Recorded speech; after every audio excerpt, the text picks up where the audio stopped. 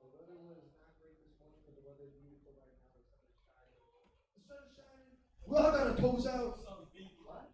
What? It's a good day. It's a good day.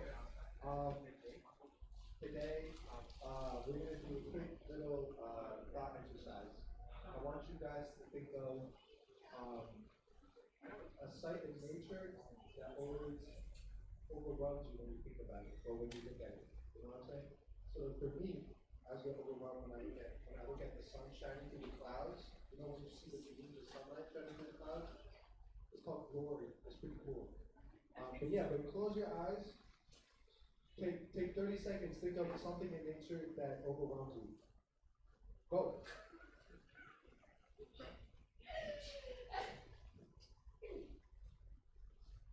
Because if I see your eyes open, I will call on you, and I will ask you for what your thing in nature is. John is staring straight at me. John, what is your thing in nature that always overwhelms you? When it turns into spring, and the first day has that weird smell. That smells really nice. That's a good pick. That's a good pick. Anybody else second that pick? When it turns to spring and it has that smell in the air, you know, of like greenery. It might be pollen. It might be pollen. All you allergy guys out there. Who else? Anyone else have something in nature that they're overwhelmed by? I just think the flowers. Bob, you got something? That's what you know. Korea's big eye contact. What is your thing? What is your thing in nature that goes along?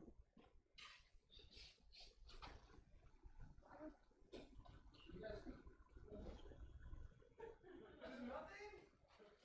You don't ever like look out in the clouds of the sea.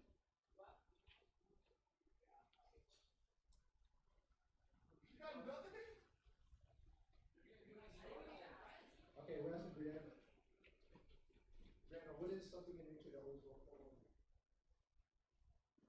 Fresh cut grass. Okay. I got one. Oh, Alan's got one? Okay, Alan, give me your last one. This was when I was little. I would look up into the sky, and I thought the clouds were chasing me. Oh. That's beautiful. That's like the first line of like an indie movie. You know what I'm saying? Oh no, not anymore. No, it's like the first line of an indie movie. It's like when I was little, you hear like the wind rushing. I would stop. Six clouds would chase me, and then blank, and then it's like the guy standing in front of the beach, and he goes, "Whoa, whoa." Is that the next video? Yeah. Thank you, Alan, for using the next video. Okay, but let me invite the worship team up, and let's prepare for the next week.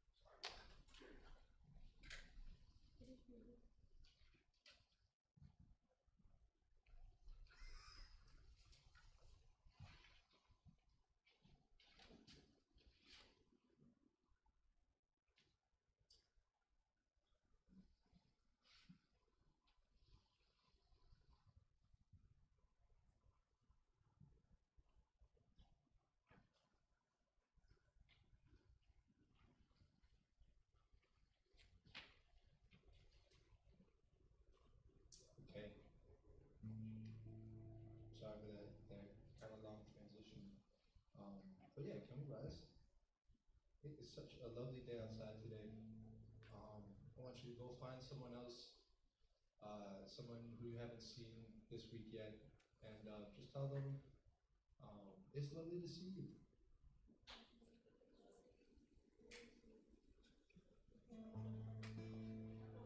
You guys mean it? Oh, we got two more new people. We got two people coming in. Tell them it's lovely to see you. It's lovely to see you.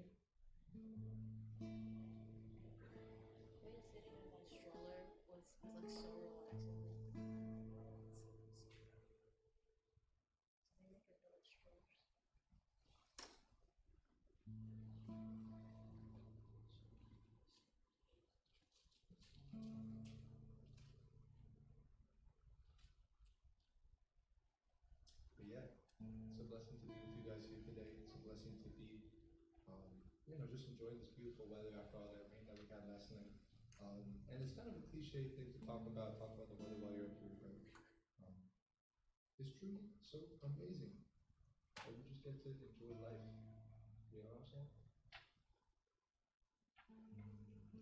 I actually had a verse that I wanted to share today before we started worshiping to kind of ground us in a heart of worship. The verse is Psalm 8, verses 3 to 4. It's when I look at your heavens, the work of your fingers, the moon and the stars, which you have set in place. What is man that you are mindful of him, and the Son of Man that you care for him? I think I read that verse this week, and it just struck me because I thought it was so beautiful. I was picturing the moon, I was picturing the stars, I was picturing the cosmos, the galaxies. I was picturing, trees and wind and all these beautiful things that God has given us. And He's created all this beauty, all this glory. But yet when it comes down to it, God isn't moved by that. God is moved by us. So I think that as we worship today, just really want to spend some time to just ground that in our hearts. Ground that knowledge that despite everything else in the world, we're the ones that move God's heart. Despite everything that we have going on in our lives, when we sing and when we worship, God hears it and hears us. So spend some time thinking about that.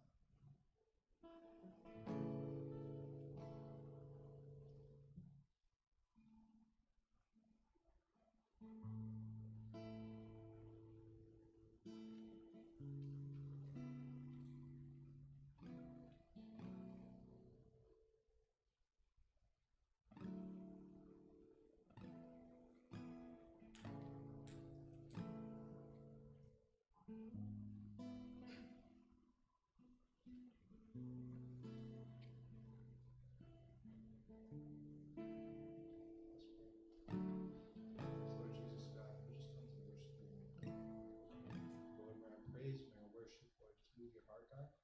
As we come here, whatever we've had, Lord, God, may we set all of that aside, Lord. And Lord, may we just be joyful and be just glad in the fact, Lord, that when it comes down to it, Lord, you look down on us, Lord, and you are moved. You act in love, Lord Jesus. So God, may we move in Jesus' name I pray. Sing Jesus.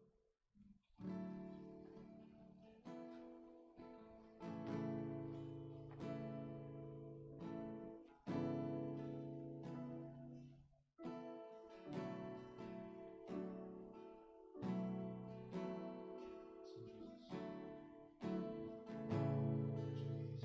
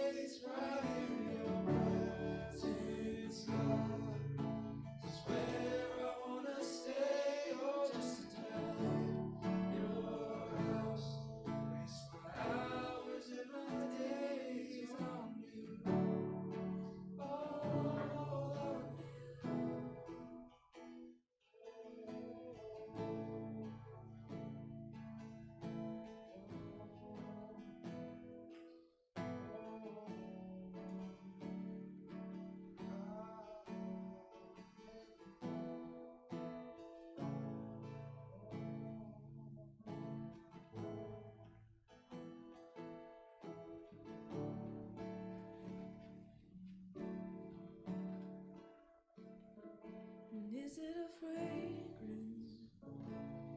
Then I'll pour my oil out. Is it a life laid down? And here I give my vows. Is it a song that I sing? And here's every melody. Just tell me what moves you. Tell me what moves you.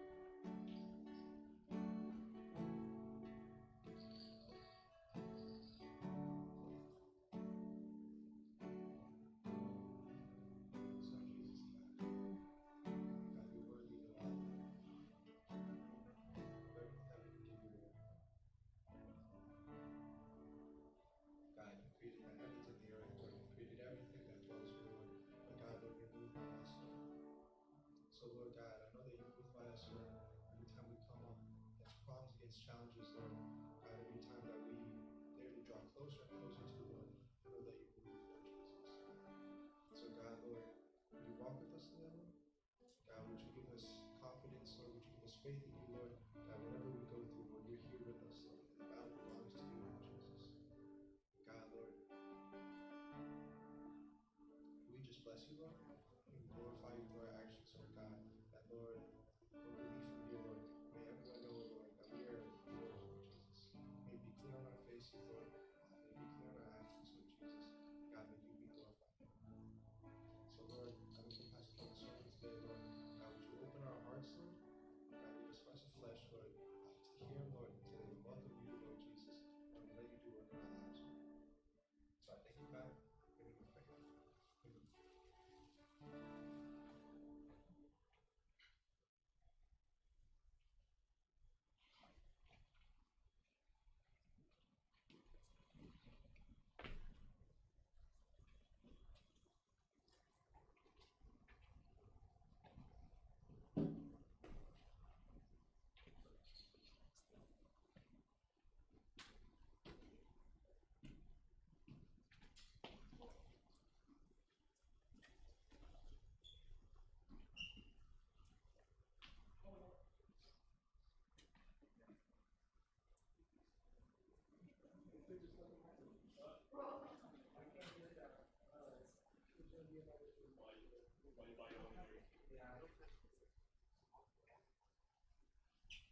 Thank you, worship team. Worship team. Again, it's a blessed Sunday. The sun is shining. It's beaming through the windows. We're here with family. We're here with loved ones. We're here with God. That's right. Hallelujah. Can I get a hallelujah? What the heck was that? One more hallelujah. It could be a small one. Hallelujah. Okay. Well, we got announcements today. The butterfly theme. Marv, is there some wisdom behind that? Wow, this kid is really stuck in my face. Okay, yeah.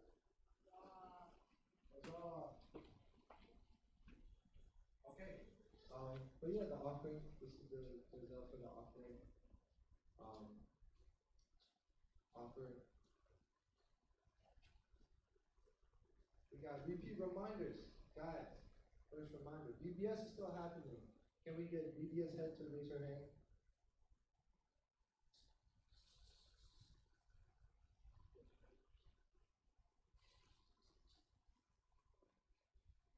There's Brianna. Okay. But yeah, please sign up to volunteer for the VBS on August 14th through August 18th.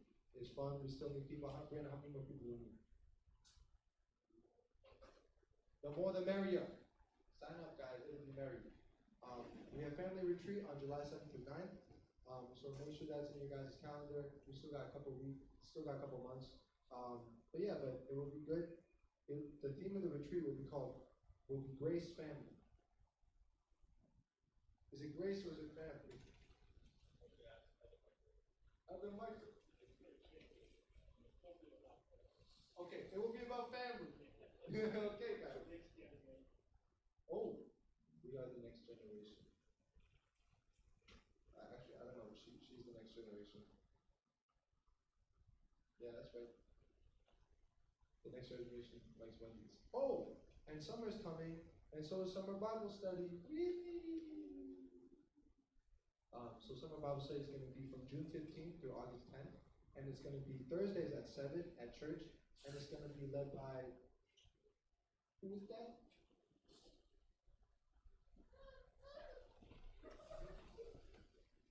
It's Pastor Calvin!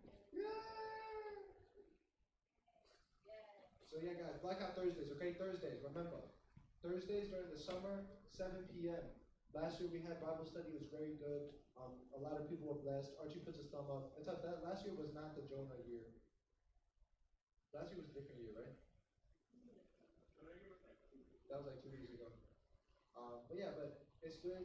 Make sure you guys come. It's going to be very blessed. I know a lot of people have been asking, that we do more Bible study, that we spend more time going in Scripture, and during the summer, this is a perfect opportunity to do so, and to do so, in a community. So we welcome you guys to come. In fact, we urge you guys to come. in fact, borderline threaten you guys to come. I am coming. Yeah, my work ends at 4. Or like 4:30. I don't know exactly how it's gonna look yet, but I'll be fine. Next, Young Adult Cell Group every Friday. Guys, we're thinking about cell group is thinking about updating some themes, but really, if you guys feel tired at the end of the week, if you guys feel, lonely at the end of the week, if you guys feel like you've been drained, come to cell group. We're trying to make it a space for people to just really be able to recharge. One thing I learned this year was that resting for me isn't just sitting at home looking at YouTube, but resting for me is spending time with other people that I love and I care about, and people that love and care about me. Why are you smiling, man? Who? Oh, are you serious? Hey, listen. This is what I'm saying. Listen. Because Korea didn't, listen to our message a couple weeks ago, right? What?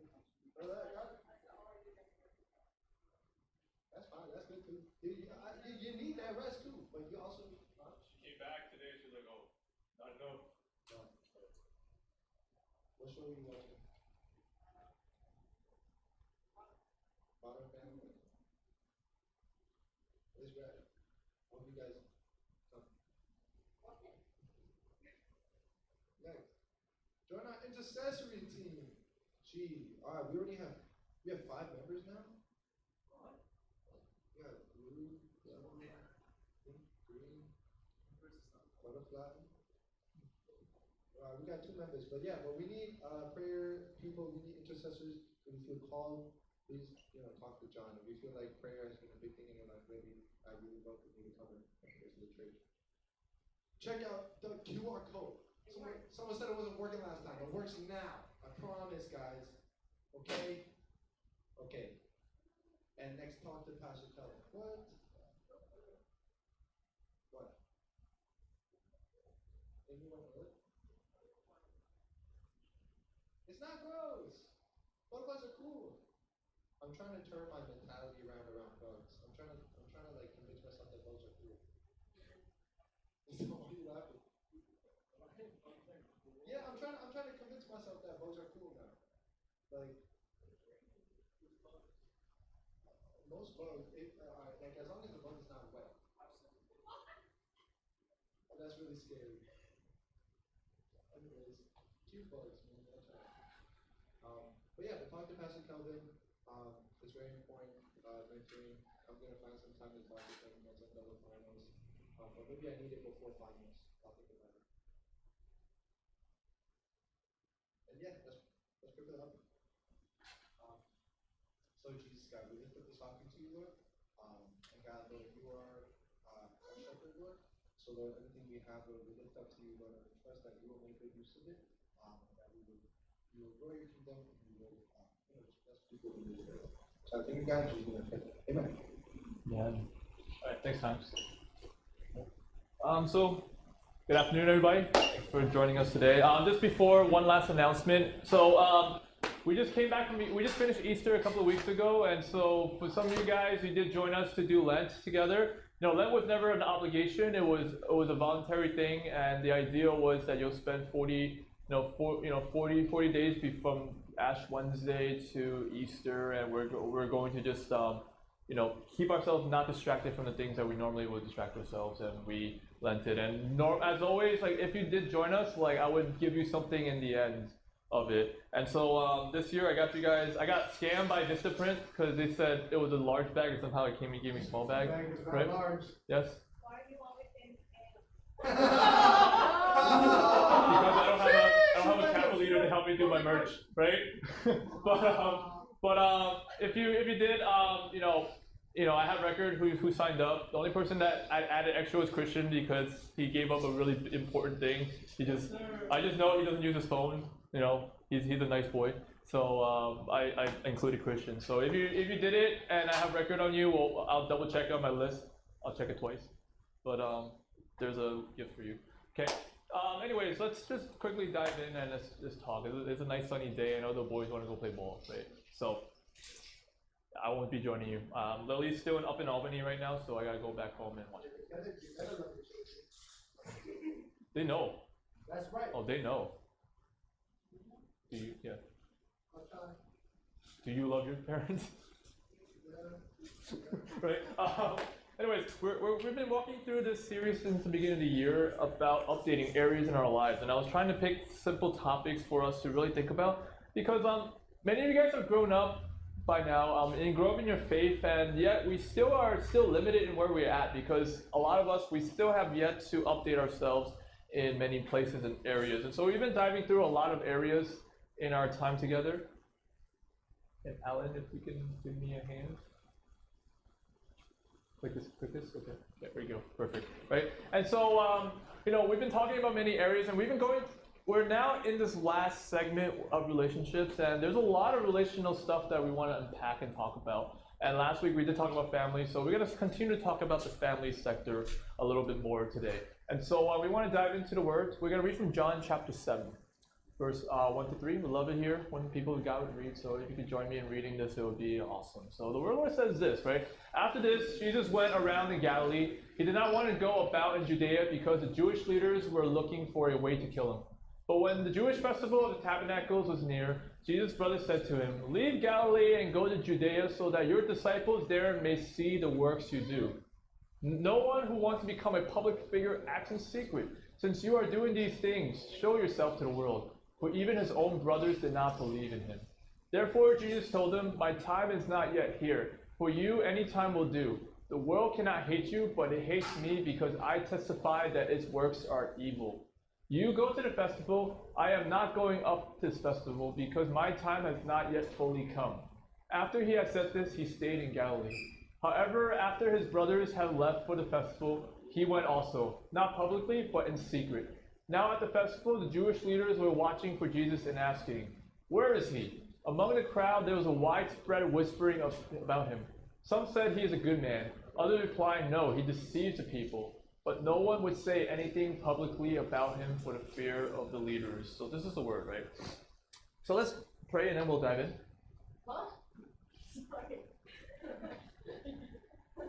Gracious Father, we thank you, Lord, for bringing us together, Lord. As we are here and standing before you, Lord, Lord, these aren't just topics that we just talk about, we breeze through, Lord. Lord, may these topics be lived, Lord. And so, Lord, today we are going to talk about our dynamics at home, especially with one another as siblings, Lord. And God, I pray that you would open up some things in our heart and soul to pursue, Lord. We're excited to see what happens, Lord, if they really truly update, Lord, the relationships at home. Lord, may it really impact and change the mindset, Lord, going forward. So we pray this in Jesus' name. Amen. And yeah, so we want to talk about the other side of the family now. So we talk about your relationship with your parents and how the idea is a lot of times, it's very important is that you have to realize that as parent and child, you're both obligated to one another. And there's obligations, and as you guys get older, you and your parents have to figure out what is your obligation, because they have actually, technically your parents have fulfilled a big chunk of their obligation for you. They've raised you up to adulthood, and now it's your time for your wings to flap and leave. But you're still kind of connected to this home. So what is your obligation, or what is your role now as a child or as their kids? And what is their role? What is the role that you're seeking your parents for in this time, as they have kind of blessed you this far, man? They got you this far. So this is how we're gonna partner together and figure out what is the next step for in your parents and you. But now we want to talk about that was the horizontal. So now the vertical. So now we want to talk about the horizontal side. Your siblings, right?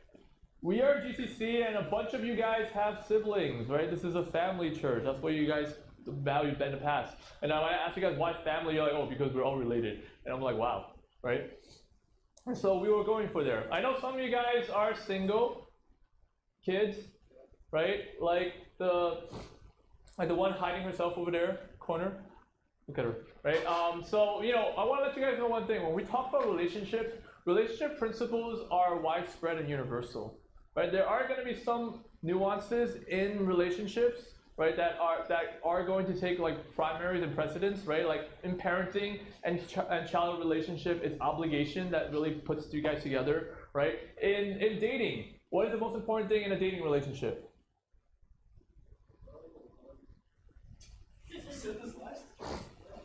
Yeah, so not really that. You're not supposed to say the girl's always right. What if she's wrong? Communication is a relational universal. Communication is the reason why relationships tatter, right? But for a part, like for a engagement, wedding, dating, the most important thing is willingness, right? When there is no more willingness, the love is dead, right? That's why we both have to be willing, right? Because there are perks and nastiness of times, right? Smelly feet and stuff, right? But you're willing to bear with it. Are you gonna talk about her bad stuff? But you're willing to bear with it, and so there's willingness in the relationship, right? So every relationship direction has their primaries, but majority of them can be spread wide. So Marvacy, even though we're talking about siblings, it will apply universally to people. Especially it's gonna be similar connection to your friendships, because some of you guys, your friendships are closer than your relationship with your siblings, right? And so they will fall into place, but I wanted to let you guys know, if you have siblings, if there's a pecking order, your siblings should be above your friendships, right? One of the things I always recognize and notice about what a good sibling relationship is during the wedding. When I was younger, because my relationship with my sibling was not that well, and so I was actually stunned to realize that it's actually the most normal is that your best man or your maid of honor is your sibling. I really never knew that from my framework, but as I engage people in relationship conversations, I realized this thing is very important. Your sibling is the one that you got. It's sacred. Your friends can come and go. Think about it. Your friends can leave you, right? You guys lose interest and they'll go. But who's gonna stay on your corner? Well, who should stay in your corner? It's gonna be your sibling, right? And you guys all know that. You guys defended each other when you guys were little, majority of the time, right? And so why do sibling relationships tatter? Resentment gets built up between us a lot of times, right? This is an undertone in rivalries, right? For some reason with siblings, we tend to compete with one another. Even though we unconsciously tell ourselves, no, I don't want to compete with her, gross, right? But what happens, we unconsciously will compete because, we resent each other because there are specific issues and struggles and we have perspectives on it, right? No one, even though we're blood related, doesn't mean that we saw the same, childhood the same way. Right? Depends on your position, depends on where you are in, growing up, depends on your interests and stuff. When you see a scenario happen at home, it's very different to each other. And so there's a lot of times where there's things where we see that we want and we see the other one get, that it builds resentment. And it continues on as we get older and older. It starts to develop, and then after a certain point, it solidifies, and we realize that we're against each other, and we just leave it at that. And so this is why we need to update this, because it's so important for us to realize that we gotta update our view on our siblings. The worst thing you can be is when you're in your late 30s and realizing your friends are gone because they all got married and have kids, and they don't have time for you. Your husband or wife is too busy taking care of the kids because you're a rut and there's no one there really for you, right? Some of you guys will talk about you're not the best person to talk about siblings, because every time you talk about your sister it's always negative, right? I always get this comments, right? And it's not that I roast her, okay? It's not that I roast her, right? If you ask me, is there anything good that she actually done? I can't really give it to you. And I'll give you the reason why. Okay? It's not that I don't see anything good out of her. The fact is that in her framework, I have to learn to accept that she's not going to be where she's at right now. Right? What happened was, the fact is that if you don't know my background, the fact is that we got coerced to come to the US. It was never by our choice as kids, right? We were both scammed. We were told that we're gonna be here on vacation, and then after the vacation, 3 weeks ended, we stayed here, and we're getting fingerprinted, so they would go, we're getting pushed into schools. But what happened was we came here. My parents had a business, business arrangement with family, and so as we got older, this was our life. We were stuck here. We weren't happy. We were living with our aunts and parents because my parents sold everything to start a business, and we finally bought a house as we got a little bit older. My sister transitioned to middle school, and my parents had a fallout with my cousin. And so when my parents had a fallout with my cousin, my cousin basically handled all the translation, all the bills, and all the stuff for us. But because we had a fallout, she was just like, you know what, screw you guys take care of it, and she wanted us to basically, dwindle and collapse. But my parents being resilient and resourceful, they realized we have our kids, we'll be fine. But they would tap into not the younger kid, because in my parents' eyes, I was always the one that they worried about. They didn't know if I would make it. And if you guys don't know the story, they were really afraid that I would not make it, so they basically put all of these like weird curses upon me through different deities and stuff. And so it was until later on in faith where I realized like why I have so much bad luck in my life, right? Another story we'll talk about in the future. But anyways, at the age of 13 and 14, my sister got one powerful thing. My parents gave her full permission to make decisions for the whole family. Because she was a translator, so she translated everything. She made all the phone calls and all the stuff, wrote all the checks and stuff, right? And so one of the things was she received authority at age 13 and 14. And so what she did with me, she enslaved me this whole time, right? And she was like, no, I'm helping you, right? No, she wasn't. She enslaved me. She would make me wake up 8 in the morning, go get breakfast, right? And so one time I was so fed up, so I was like, no, I'm done. I'm not your slave. I'm your brother. And she was like, no, you're not. You're my slave. Right? And so we got into a huge tussle, and then she was like, you know what, you don't want to help me out? I'm going to make sure that your life is a living hell and blah, blah, blah, right? And she slammed the door on me. I got really mad as a little kid, and so I wrote the word hole, right? I didn't write the S's because my dyslexia kicked in. So I wrote A and literally H-O-L-E, right? And so when she saw the door, she opened the door because she saw me scribbling, and she was like, oh, I'm going to get you when my parents come home, right? She closed the door, and I was like, okay.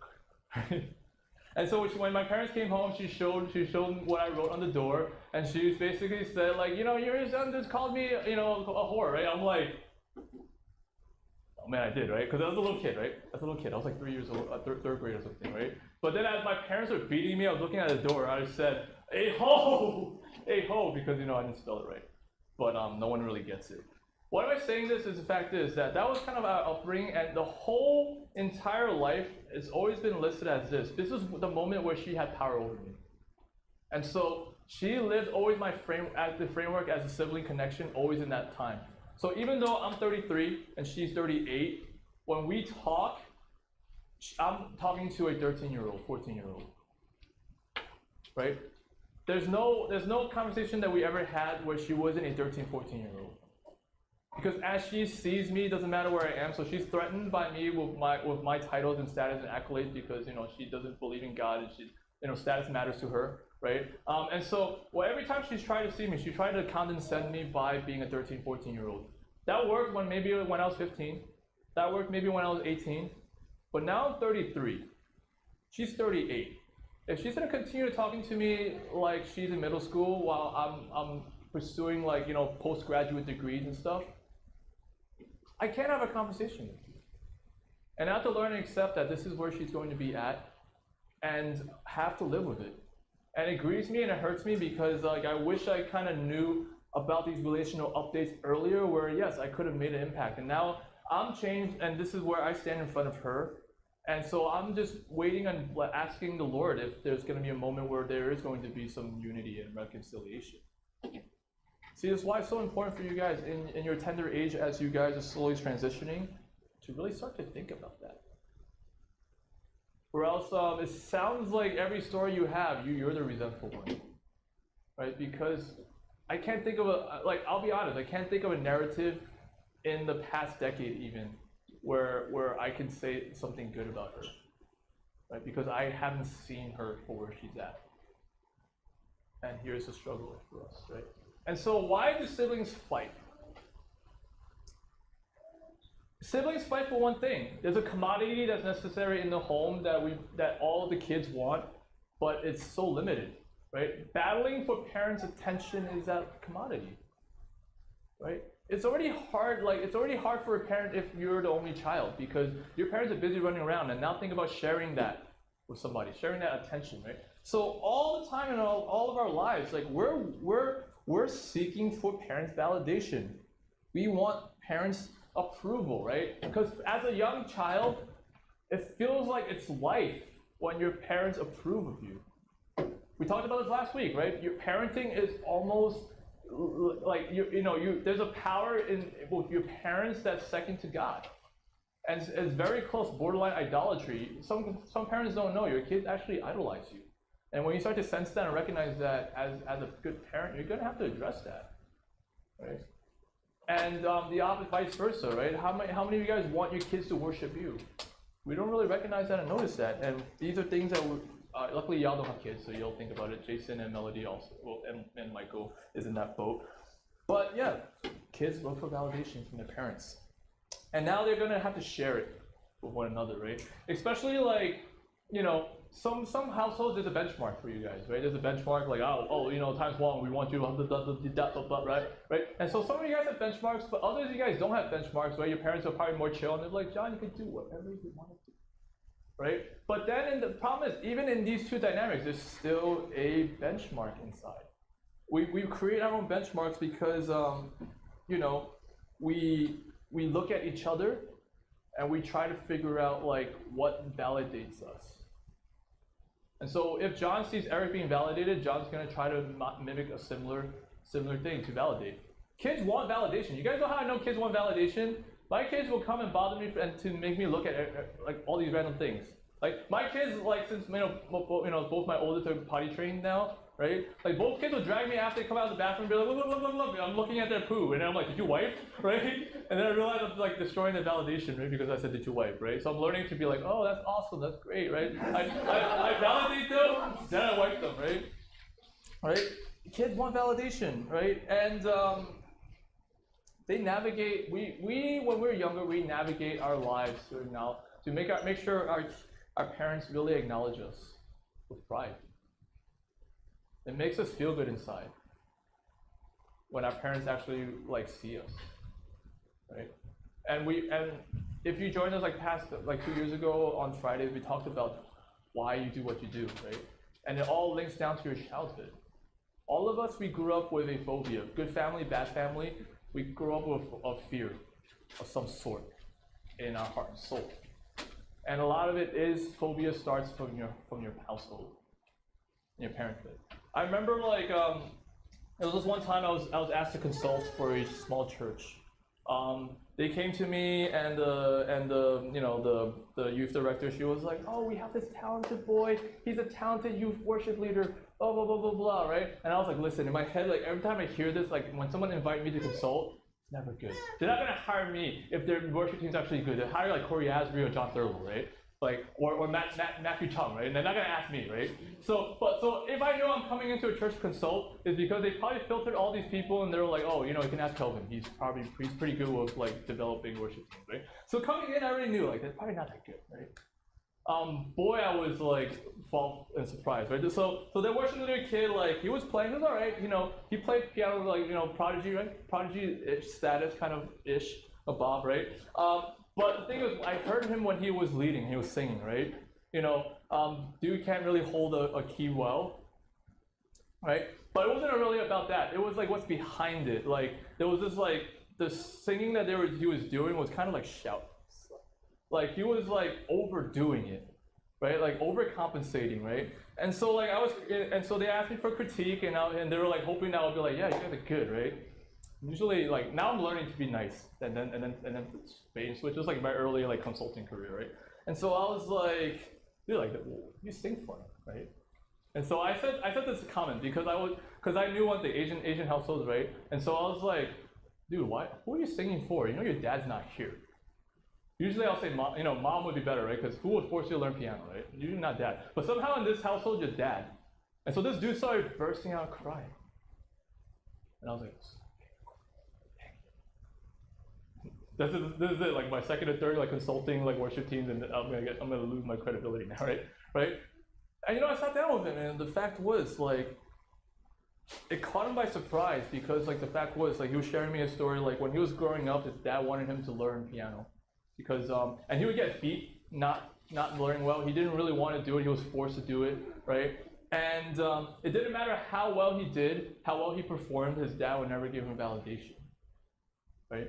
And so now that he's growing up in youth group and now he's learning to lead, right? His singing and his leading becomes not I want to worship God. It comes to look at me now, look at me, right? And so when I actually said like, dude, your dad's not here, he bursted out because every time he picks up, he plays the keys. That's his assumption. It's fine, right?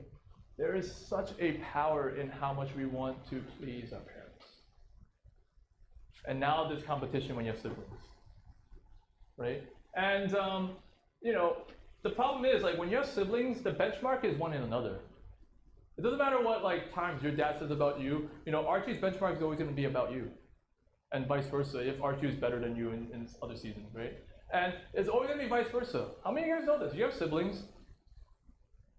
Don't deny, because I know you're lying, right? We always are going to act eventually somewhere, someplace, we're going to benchmark each other.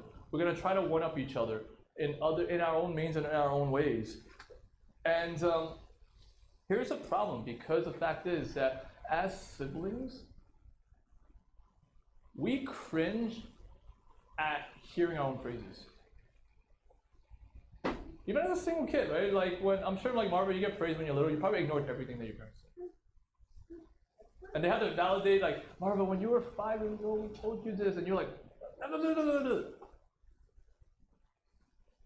huh? We always dismiss other people's praises for us. We find it cringy, right? Right? Especially like when your parents mention you to others, right? They're like, oh, my son, he's so good, and you're like,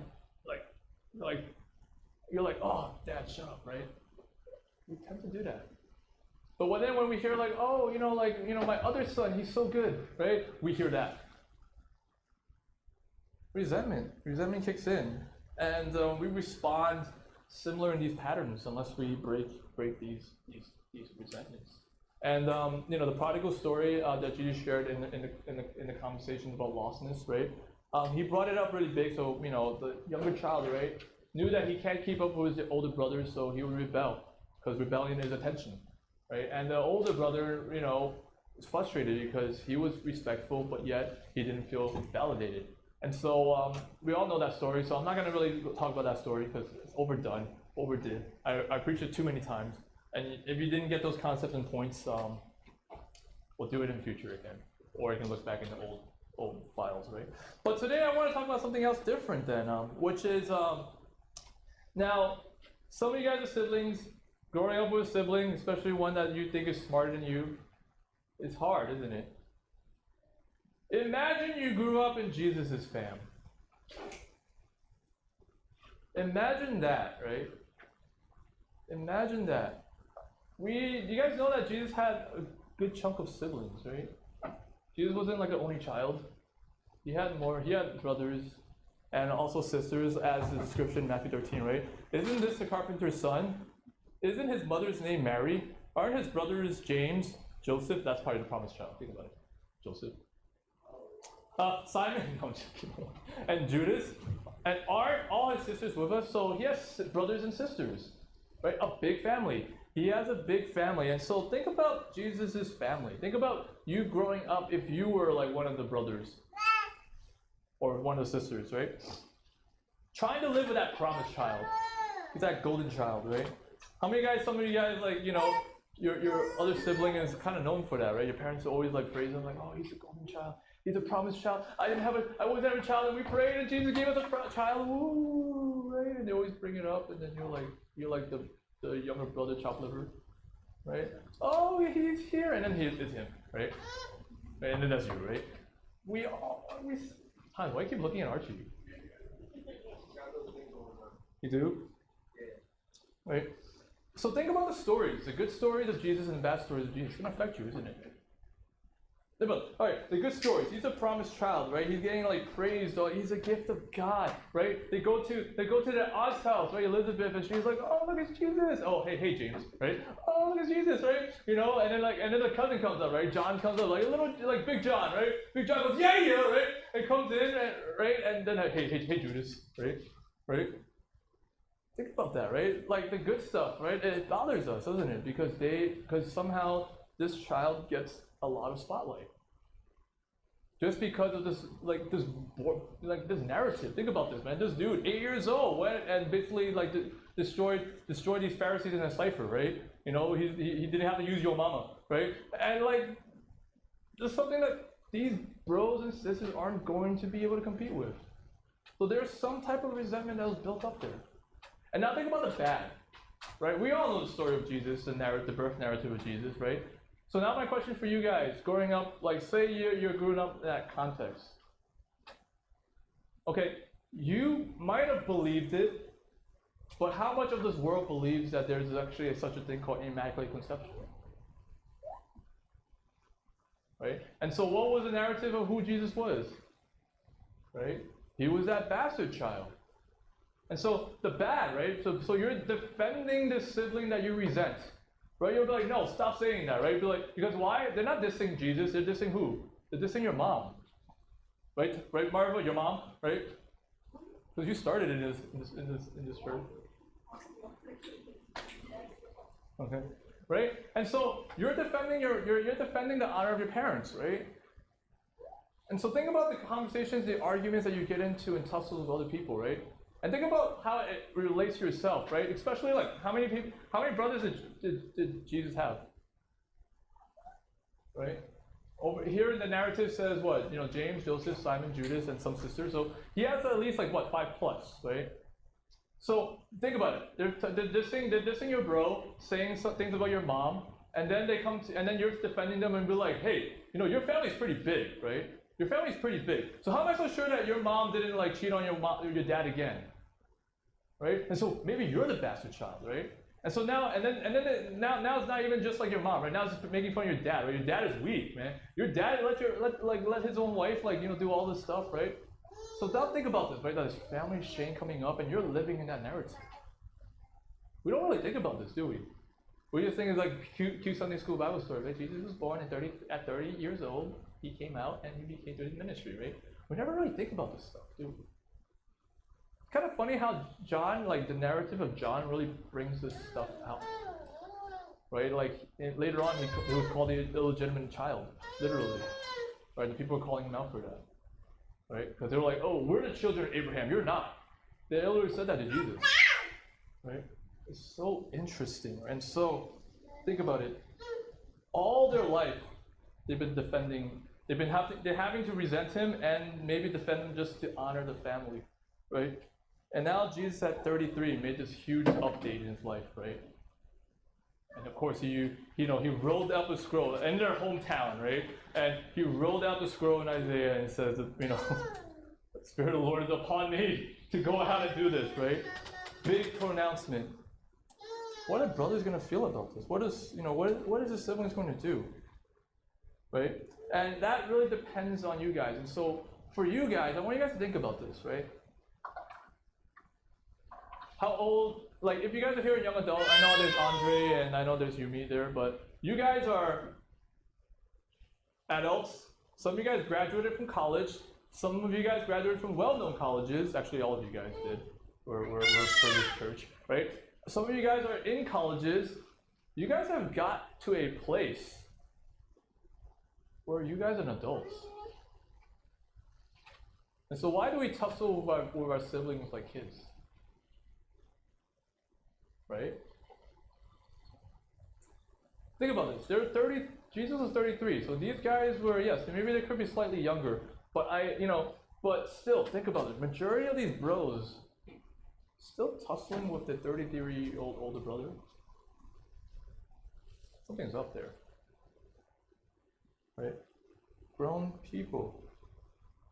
So are you still looking at Jesus, these brothers and sisters, are they still looking at them like baby Jesus? Or are they looking at him as adult Jesus? So are you looking at your siblings as young John, young Eric, Karina, because Karina's his age, right?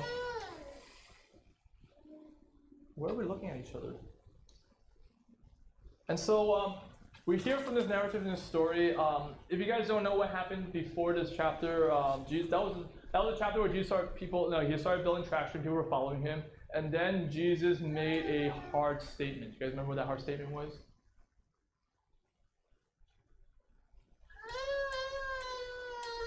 Basically, it made Jesus sound like he's creating a cult movement, because that's what they believed and wanted to hear, or rather hear, than what Jesus was trying to say. So Jesus claimed that if you want to follow me, you're going to have to be a cannibal, right? Eat my flesh and drink my blood, right? And people were like, this is difficult, this is hard things to take, because they didn't understand what he was talking about. Right? Because the new covenant is going to be an in Christ covenant. You're going to have to be me in union, right? And they didn't see it that way. You just saw it from the figurative, literal, and it caused a lot of traction, and it gave people that didn't like him some things to use against him. And so he was chilling back in Galilee in his home region, to basically let the flame cool off. Historically, Judea and Galilee separated by an area called Samaria no one goes to, right? And so this is where it goes. You know how when people commit fraud and what they fly to? Lebanon or something? Mexico? Right? They go there to escape the heat until they die out, and then they come back and do more crimes and stuff, right? So for criminals, Galilee was that place. Right? So you guys have to think about what people would think and see, right? But for Jesus, why was he there? Hometown. People received him well there. Judea was still getting there, right? And so it was that time, and it was that time where the pilgrimages come in. And so in the narrative here, we heard it was during the pilgrimage of Sukkot, the Feast of the Tabernacles, right? And they would have to go back to Jerusalem. And so it was during this time where he was escaping the heat and recognizing that he's building traction and it's too soon. His ministry time is not up, ready for him to be crucified. And so he was trying to cool things down, and his brothers saw it another way. And so the brothers tried to give him career advice, right? This is what you guys do. You guys always ask for advice from people that shouldn't be asking advice for, right? How many of you guys, your first dating relationship messed up because you asked a boy that didn't have any relationship? Or you usually ask the boy that was like, oh, he has 15 girlfriends, so he probably knows something about relationship, right? Dude, ask the guy who had one relationship that lasted more than 1 year, maybe. Okay? If you ask the guy who had 15 relationships in 15 days, I don't know, man. You have a better chance on Tinder, right, to find advice, right? And so, why did this advice come up, right? He's like, yo, Jesus, go. Why are you going? Come with, go to Judea. Let the people know what's going on, right? It's kind of interesting, right? I want you to think about what they said. Leave Galilee and go to Judea so that your disciples there may see the works you do. And I want you to read another narrative, right? In Luke 4. The devil led him to Jerusalem and had him stand on the highest place of the temple. If you're the Son of God, he says, throw yourself down there. Right? And so for those who showed up this morning, what was that narrative talking about? Why was that tempted? Identity. Okay. What was the traditional view I told you guys what it was? To be seen. Right? Lust of the eyes, to be seen, right? And so they gave them some sound advice because, yes, if you're a public figure or you're becoming a figure, then you're going to have to be seen, right? But think about the narrative and how similar it sounds. You see, there's something driving behind that, right? There was something stirring in them to kind of even bring the stuff up, and we know it's resentment. and there's some jealousy. And in those moments of our jealousy, what happens a lot of times is the enemy comes and toys with you. So easily we let the enemy enter into our homes and break it apart. But the enemy knows one thing. The enemy will break stuff that you deem that God deems sacred, and your family is something that's deemed sacred. And we let the enemy come in day out and tempt us and break our relationships at home. And the fact is, if there is something that you're bringing up like this, right? Like, go out there and be a public figure, right? It shows something. When you call out people with jealousy or resentment and stuff, it really reflects in your heart and soul what you're desperately needing. Siblings really probably wanted to be seen. No. And so narratives have oftentimes said their view about what the advice of Jesus was. And first of all, they said that they're probably being sarcastic. Probably sarcastic people, right? Like, oh, you famous boy, now go out there and be famous. Right? You leave us peasants alone in Galilee, right? Others of us is a shame on the family. Like, Jesus, why aren't you coming with us? You guys know that in pilgrimages, like, your family's supposed to travel together. We're supposed to go to Jerusalem together. So are you saying you're better than us? You're bringing shame to us. So when we show up, the sons of Joseph, right? And we show up and they're going to count like 1, 2, 3, 4, they're going to count the ducks in a row, and then we're going to miss one duck, and it's you. Are you too good for us? Right? You're bringing shame to the family, right? Bringing these words out. Resentment. Resentful. It's kind of funny how it seemed like John, as he was reliving and rethinking about this, as he was writing down his gospel, John was like 14. He was a young guy, right? He was like Yumi's age, right? And so he was keen and he picked it up, right? He says, "What? For even his own brothers did not believe in him." It's kind of ironic, isn't it? Shouldn't his brothers be the ones that believe in him the most? Grew up with him. Heard the stories about him. But yet they didn't believe in him. And instead, resentment that carried on even when he was there in adults. You have to realize one thing. One of the important key words, so for parents and children, it's obligation. So the important key word for siblings is this: you're allies, not enemies. We're allies in this. You're supposed to be in alliance together, because why? Family gets hard. Your parents sometimes don't know what's best for you. And how do we cope and live with that? It's the person that you survive those weird scenarios with, and that's going to be your sibling. We're supposed to be allies, not enemies, and somehow we tend to turn them in, right? And so what happens when we resent each other is that resentment hinders us from seeing a bigger picture between what is really going on, right? Jesus' brothers, they were resentful of what Jesus become because he's getting popular, he's getting famous. Now he's seen from the world. Like before, he was seen in the home, in the family, in the relatives, right? But now he's seen for the world, and that was resentful because that childhood, like, oh man, I have validation from my parents and my relatives even, and now the validation as you get older is validation of the world, right? If you think about it in a secular, worldly way, we want to be seen outside, right? How many guys? This is the reason why many of you guys go social media and all this stuff, right? You only have 1,000 followers max, man. You're nobody. Stop trying. You're not trying hard enough if you are, okay? But we go there because we want to be seen from this world, and now Jesus is getting both boxes are checked. Man, he won the lottery, right? And so, assume that he was too famous for his own family. This is why Jesus didn't want to come with us. And Jesus shares, like, it's not my time yet.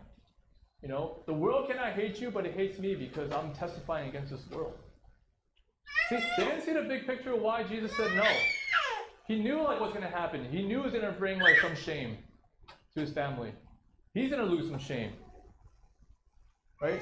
But that's the best way that he could honor his family in that moment, because knowing that he was going to go with his family, it'll bring association with his family to him. And so all those death threats that he was receiving, guess who else is going to go after? Because sometimes, if you guys don't know, if you can't get to the person because they're well protected, well known, then who are you gonna go after to hurt that person? The people closest to them. Right? It happens a lot. And no one really recognizes and notices this, right? Because you guys don't live in you guys live in a safe environment, right? But I think Michael Susu and I, we grew up in a weird environment, especially being Chinese, right? I remember my parents, they decided to open up a second business, right? And they had a huge fallout with the people that we purchased business, because the idea was we'll buy the business, we'll be the owners, and they'll work for us. But we knew something shady was happening, so my parents basically let them go. Little did we know that they were very tied up to the Chinese gangs in Chinatown. So they actually put a hit on me throughout my whole middle school career, right? It wasn't fun. I didn't find out until later on when I was older, but it wasn't fun looking back on this, right? Because by association, you were threatened. So Jesus knew that if he was going to go there, it was going to be association. See, none of Jesus' brothers became his disciples here this time. You guys are kind of wondering that? Wouldn't you think, like, if your bro was like, yo, I'm going to start a ministry, I'm going to start a big thing, would you come with me? Wouldn't the brothers be the first to sign up? Be like, yeah, I've been hearing you say all of this, man. Well, let's do it. Let's go. Let's rock it. Isn't it confusing that none of his brothers actually were his 12? And according to John's description, they didn't believe in him. They didn't follow him at all. They weren't there for him. Right? Your siblings are your greatest allies. Who else lived those same experiences you did? Who else will know you better than your siblings? You know everything about each other. You guys lived in the same house. There's something special about your siblings that even your closest friend can't put together. I know you guys were like, oh my, I don't need my family. I have close friends, right? Ball brothers unite, right? All this stuff, right? And but still, you're missing that point, because the fact is, you grew up with this person. Some of you guys, because your parents are too cheap, you guys grew up in the same room for all these years. And then they kick you out of the house and you're still stuck in the same house with them, right? What? Same house, buried in the same debt for each other, right? Right? I wasn't talking about you, Karina. Who were you talking about? Some of you guys, probably your parents like to make you pay rent after 18, right? Oh, you guys thinking you're better than me? Right? I'm not talking about you, Karina. Unless you feel offended. It could be Yumi's situation, we don't know. She doesn't get paid apparently because her money disappears. Right? But I didn't pick on Yumi, did I? So Yumi is more than secure for her identity. Believe in that. Okay, anyways, who else is really going to live that same narrative? There's an update that needs to be built if your sibling is not your greatest ally. So even though my sister and I, we don't look eye to eye, but one thing that she knows and I know is that if we ever need something from one another, that there's an alliance happening. That's one thing that we learned about each other is that, we might not be the best talkers with each other because I can't keep a conversation going with her.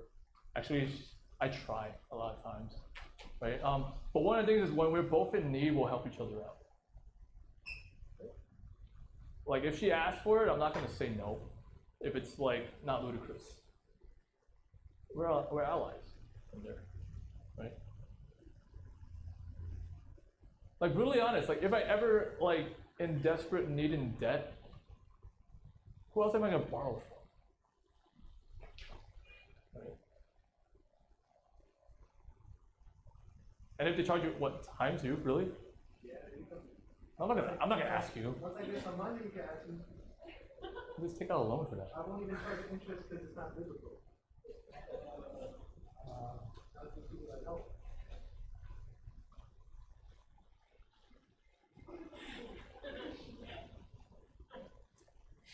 Time's not going to big law firm, so we'll see. I try my best. I'm making the movie. Thanks, Times. I'm honored. But I think I asked my sister first. You know why? if I don't pay her back,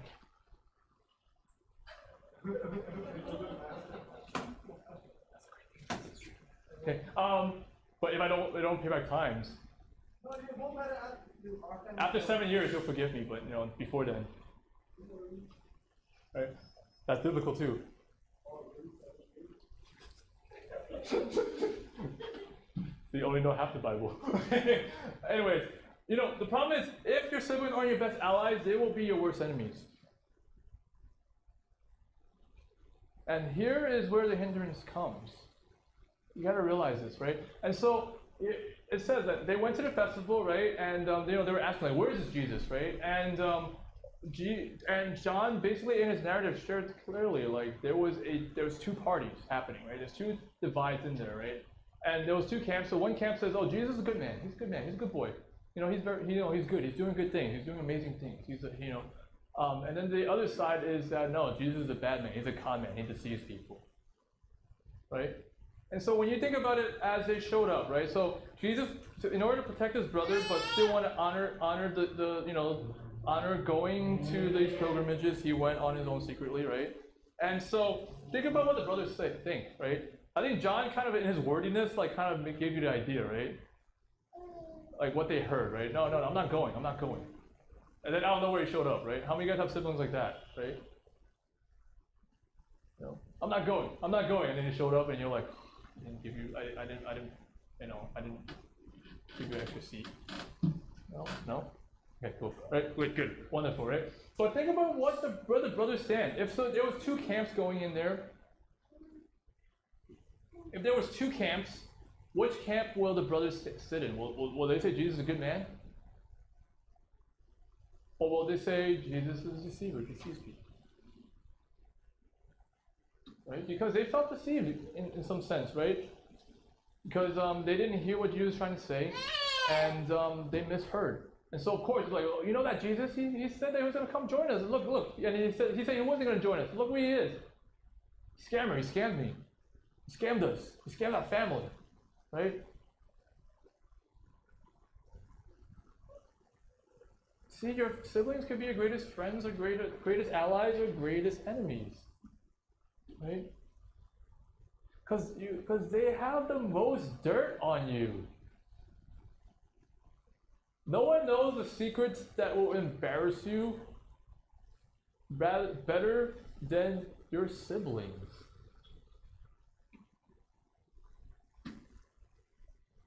Right? One of my close friends, one of my early mentors, I knew his brother well too, his younger brother, right? And it was interesting because, like, I remember him, like, he became a pastor. The older brother became a pastor. He became one of my second youth pastors. Really cherished him. Everything that I learned about doing ministry, like how I want to do ministry, came from him, right? But little did anybody know, when he was younger, he was a Korean guy, but he ran with the flying dragons, right? So growing up, his younger brother would cover for everything for him. So he hid everything from his parents about his brother, right? And he knew all the dirt about him, right? And so I remember, like, we were talking one time with his younger brother, and he was like, yo, man, like, at any moment, if my brother didn't love me, I could have took him out, right? Could have bring this up and, like, showed it to the world, blah, blah, blah, blah. But he's like, but I didn't, right? But now, right? Because the fact is, like, your siblings know so much about you, and they could use that against you, right? My sister thought it would be kind of funny to kind of tease me, right? So when Lily and I first dated, my sister decided to bring the childhood, like, photo album, right? And she showed me photos of us in Shanghai, like, on the beach, right? And she's like, oh, look, Lily, hey, look, Lily, look, Kelvin used to wear Speedos when he was little, right? Little did she know, context is so important. This was 1992. What kind of grown man or boy did not wear Speedo underwear to go to the beach? Or, Alan, we got dirt on you too. Oh, I know. You hang it proudly in your house. I know. Okay?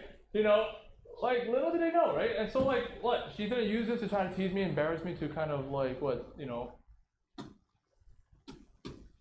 your kids, your siblings have a lot of dirt on them. And they could use it at any moment against you. And so sometimes some of you guys probably know that too. And this is why this tension between you two. But you guys are old now. It's not that embarrassing. It's okay. I wear Speedos, okay? I was a little kid, right? I don't wear briefs, okay?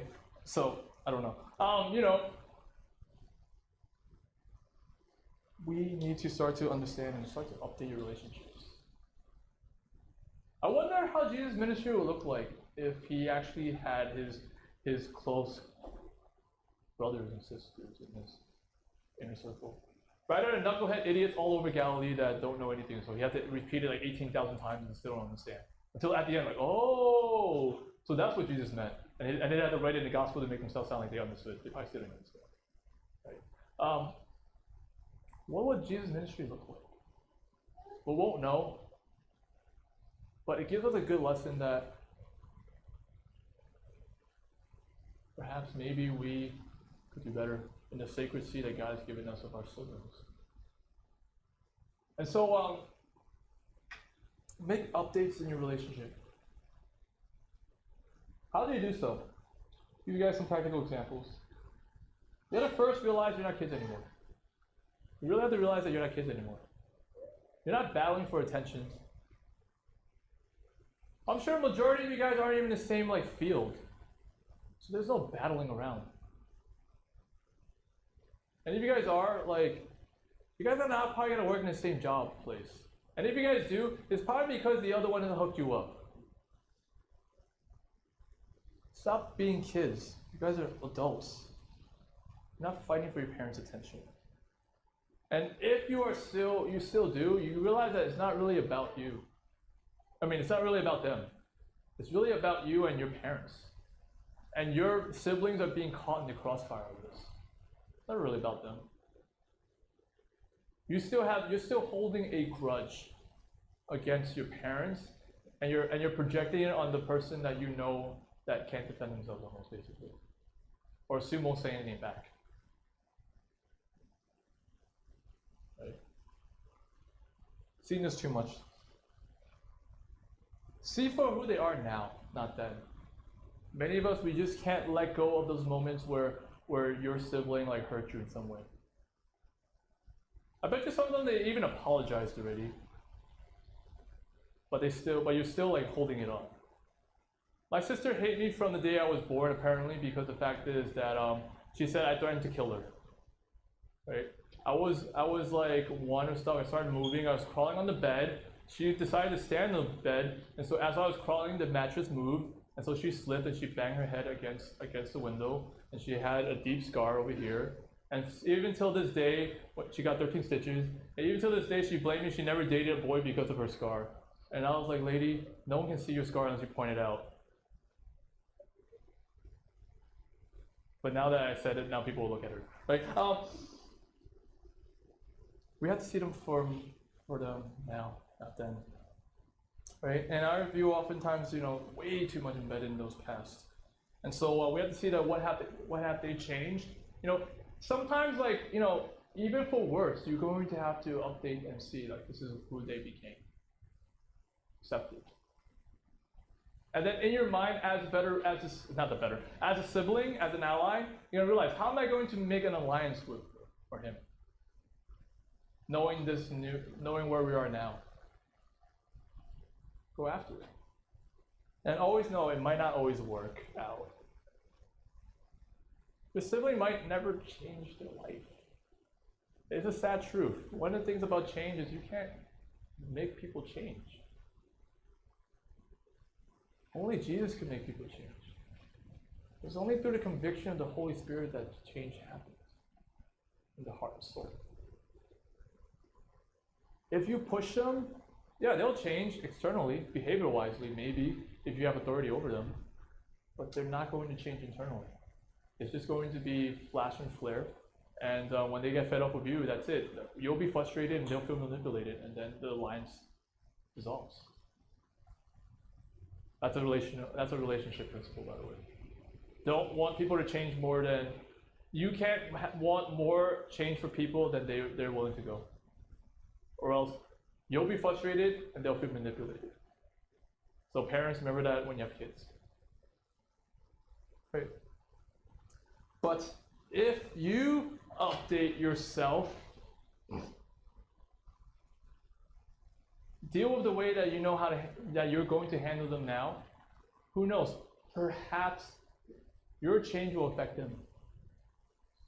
They'll slowly see something like, okay, my brother is making some strides. Perhaps maybe like I'm stuck. I don't know if you guys know anything about Jesus' brothers. After the resurrection, they were a completely different person. Right? Do you guys know that two of them actually wrote letters in the New Testament? Right? Right? We have James, real name Jacob, right? We have James, and we know James wrote the letter James, right? And if you guys don't know anything about James, this dude decided to take on the most difficult church, be the leader of the most difficult church in Jerusalem. Big change. You guys know another person? His name was Jude. The last letter before Revelation. Remember Judas says, not the same Judas, right? Not the Judas that got hung, right? Judas or Judah. Just to make things clear, remember, were you guys, or I said like, why are the men always like corrected in the Bible but not the women, right? Yeah, Jude was Judas, the brother. It's so interesting because the two of them never really mentioned it that they were. They just said we're a servant of Jesus, right? They humbled themselves. They recognized where they missed out. Deep alliance they have. But James became a great church leader. Jude probably became a great theologian. In his letter, even though it was one chapter, he said, I wanted to write a full description of common salvation. But instead, I knew that there's issues in this church, so I'm writing this letter. So he was part of theologian. James was a church leader. Think about the change that Jesus made when they finally saw Jesus differently. Think about what will happen if your siblings see you differently. I know some of them still suck. They're old. Hopefully they don't stay single forever. They could move on and go to Alaska or something. I know, I get it. Further they go, the better, right? But if you change, see them differently, behave differently around them, maybe, just maybe, things will be different.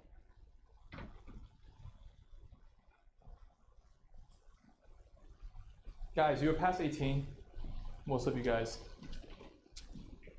I don't know how your family upbringing was.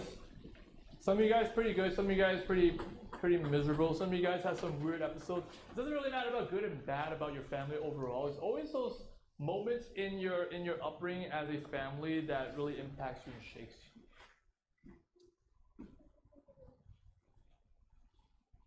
And you have the option to really realize that you both survived those weird, crazy moments in your life.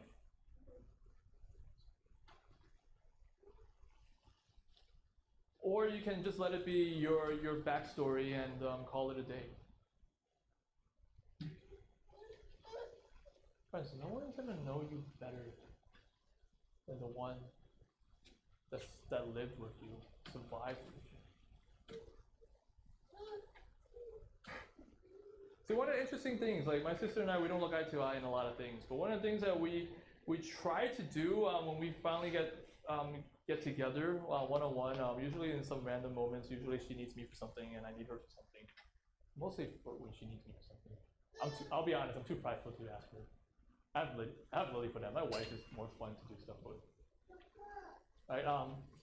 But when I'm with her, I use that opportunity usually to really just talk a little bit. And how are you going to unite two siblings that have some resentment and strife together?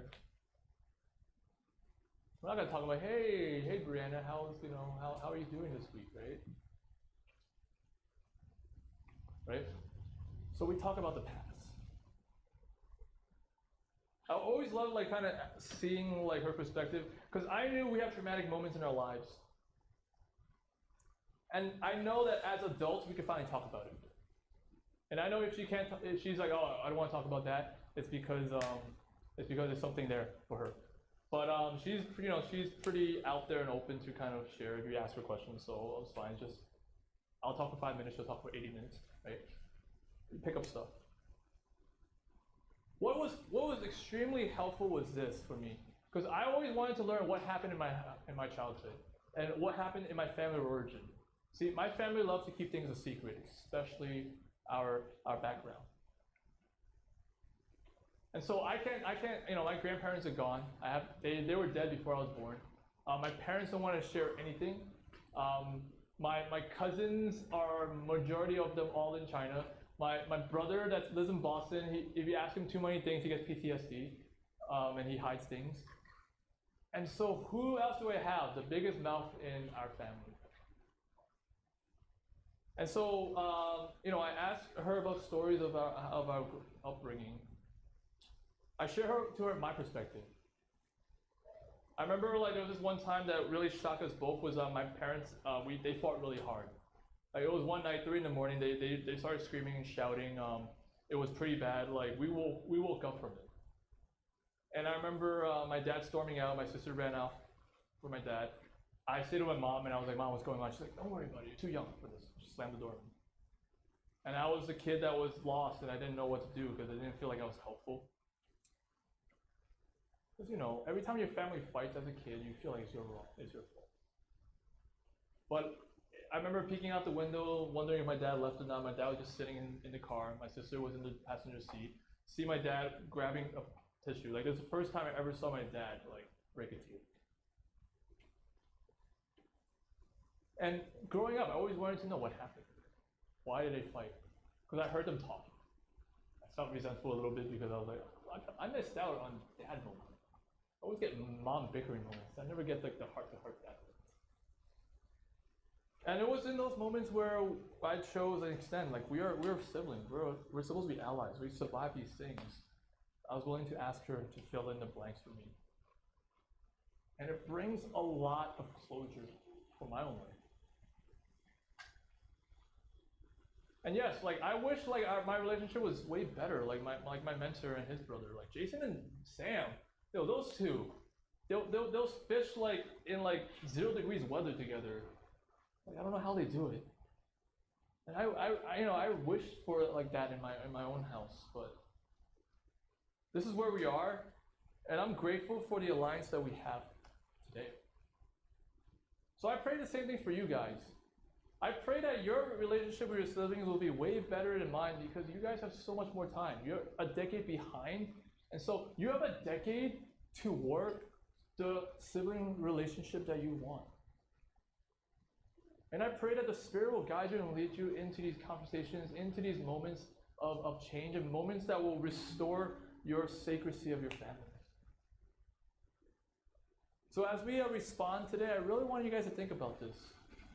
It's time for you to let go of these sibling strifes that you've been focused on so long. Some of you guys, both of you guys, are graduating or graduated from well-known schools. There's no competition of who's better now. If you guys are in this room, with your siblings, you guys all love Jesus. You guys are here. You guys could have been anywhere. But you're here.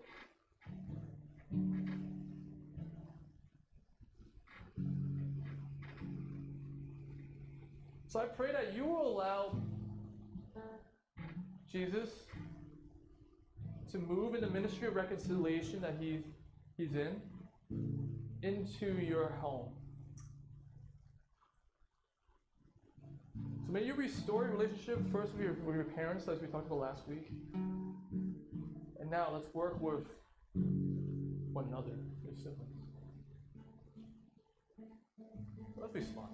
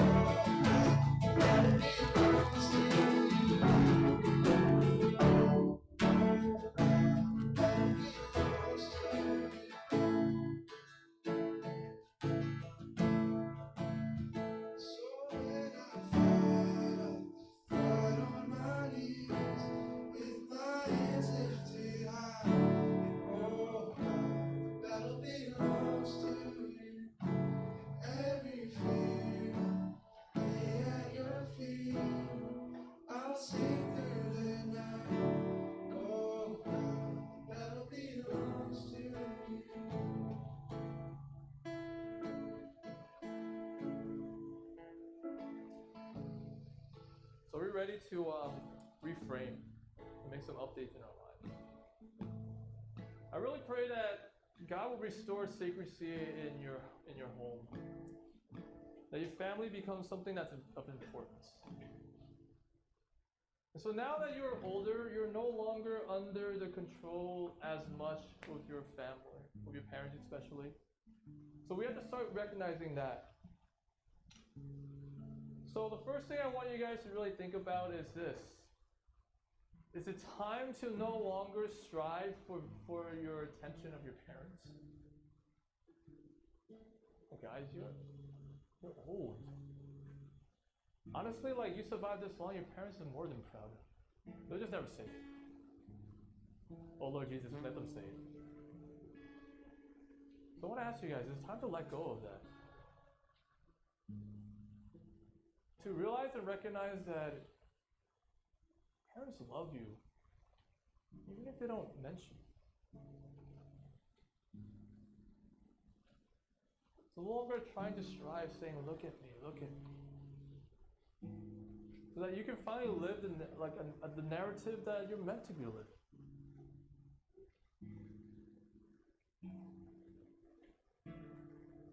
Father in heaven, I ask that you release them.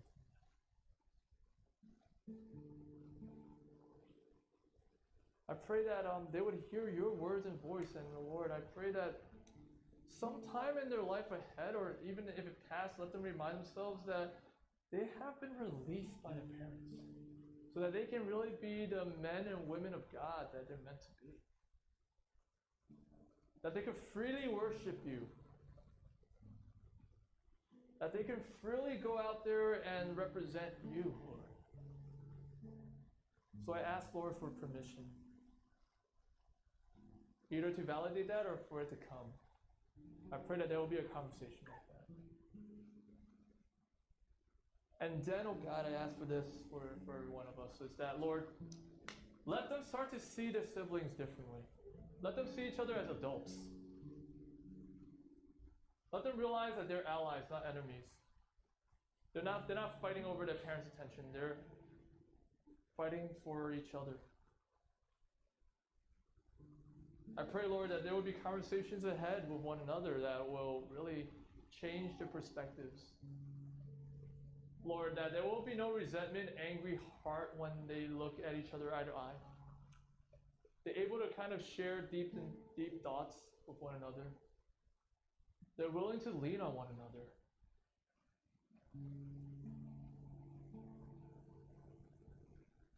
Lord, and so may their relationship be close.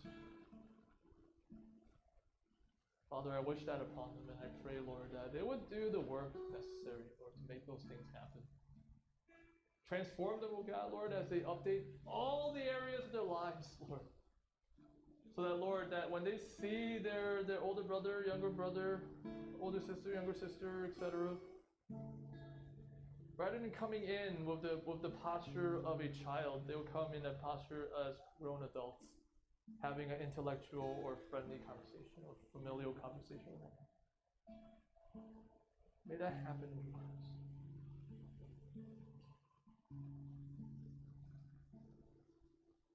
Lord, I pray for that.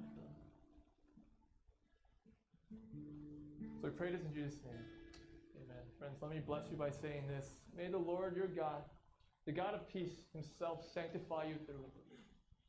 And may your whole body, soul, and spirit be held blameless until the coming of the Lord Jesus Christ.